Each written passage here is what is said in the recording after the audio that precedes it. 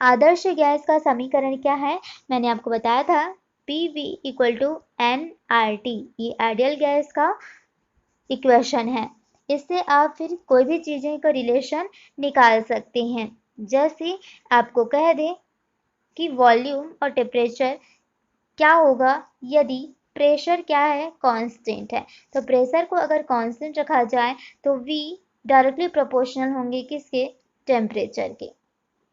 इसी तरीके से अगर आपको कहा जाए PV इक्वल टू nRT, इसको कहा जाए कि टेम्परेचर कांस्टेंट है, तब क्या होगा? PV डायरेक्टली प्रोपोर्शनल 1 के, तो प्रेशर इन्वर्सली प्रोपोर्शनल किसके हो जाएंगे? वॉल्यूम के, अगर टेम्परेचर को हम कांस्टेंट रखें। तो इस तरीके से कुछ भी आपको क्वेश्चन दे सकता है, फिर आपको रिलेशन निकालना है। नेक्स्ट क्वेश्चन है, आग बुझाने वाली गैस कौन सी है? तो आग बुझाने वाली गैस किसे कहा जाता है? कार्बन डाइऑक्साइड को। कार्बन डाइऑक्साइड को आग बुझाने वाली गैस कहा जाता है।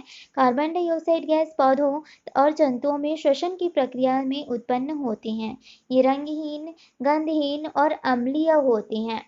इसको पेय पदार्थों में भी मिलाया जाता है, जैसे कोका कोला, तो उसमें अम्लीय करने के लिए इसको मिलाया जाता है।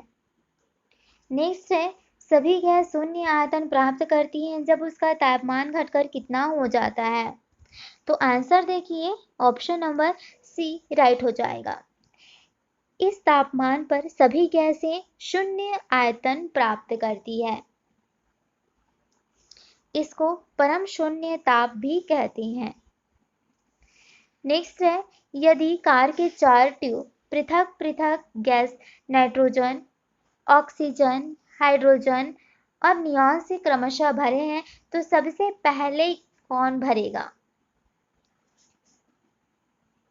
तो आंसर हो जाएगा ऑप्शन नंबर बी, ऑक्सीजन। यदि इन चारों ही गैसों को ट्यूब में हम भरते हैं तो कौन सी गैस सबसे पहले भर जाएगी? ऑक्सीजन गैस सबसे पहले भर जाएगी।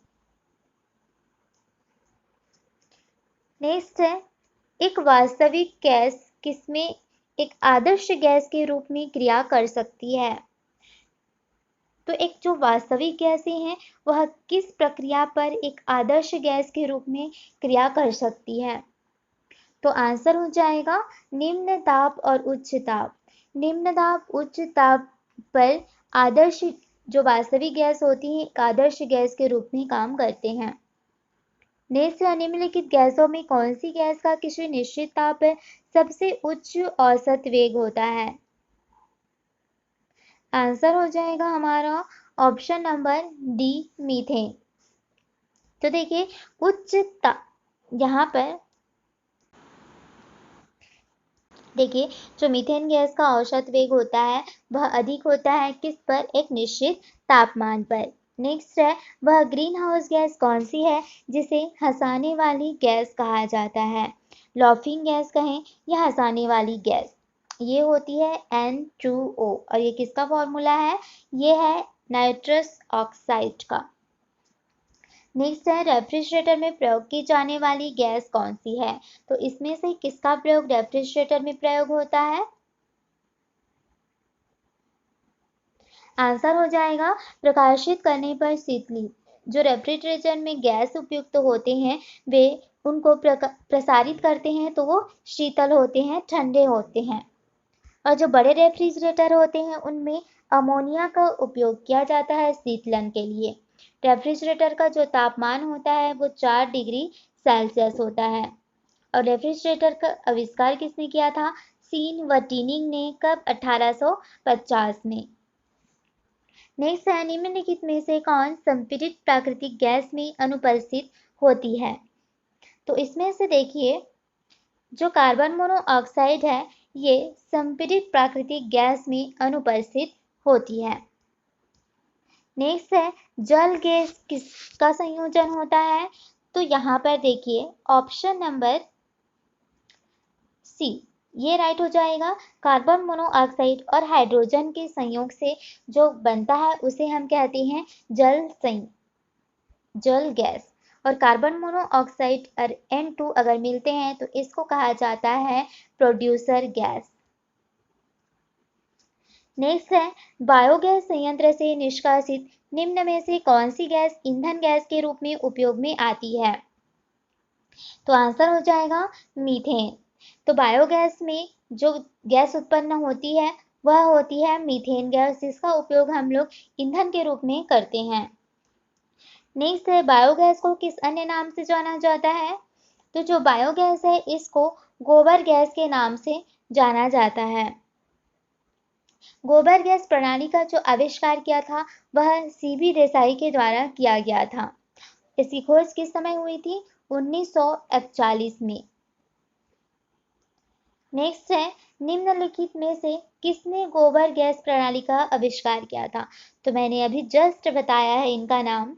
देखिए कौन सा होगा इनमें से? इनमें से होगा सीबी देसाई।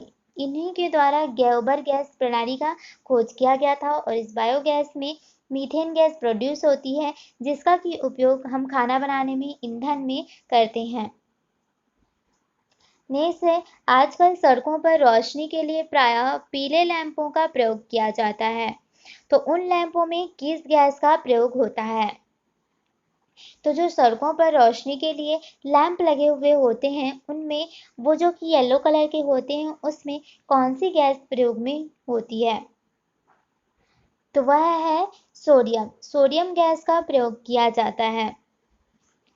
अब देखिए, सोडियम वाष्प लैंप से एक वर्णी प्रकाश उत्सर्जित होती है और इस तरंगदैर्ध्य वाले प्रकाश में हमारी आंखें काफी संवेदनशील होती है। इनका तरंगदैर्ध्य कितना होता है? 5893 एंगस्ट्रॉम। ये हमारी आंखों के लिए बिल्कुल ही संवेदनशील है और उच्च तरंगदैर्ध्य होने के कारण वर्षा के मौसम में भी तथा अन्य परिस्थिति में प्रकाश का प्रकीर्णन नहीं होता तथा रास्ता दूर तक स्पष्ट दिखाई देता है। जब बरसात होती है तो बरसात भी उसकी रोशनी को कट नहीं कर सकती। नेक्स्ट है, जब एक क्षार धातु से जल से अभिक्रिया करती है तो कौन सी गैस उत्पन्न होती है?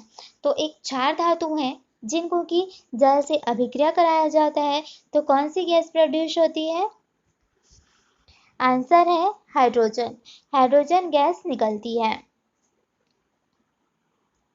नेक्स्ट है, हाइड्रोजन गैस को जलाने पर क्या बनता है? तो जो हाइड्रोजन गैसें होती हैं इनको जलाने पर क्या बनता है? वाटर। तो जैसे कि हाइड्रोजन गैस हो गया, अब इसको जलाएंगे तो कोई भी चीजें जलती कब है? वायु की उपस्थिति में। तो वायु की उपस्थिति में हम इसको जलाते हैं तो क्या बनता है? वाटर बनता है।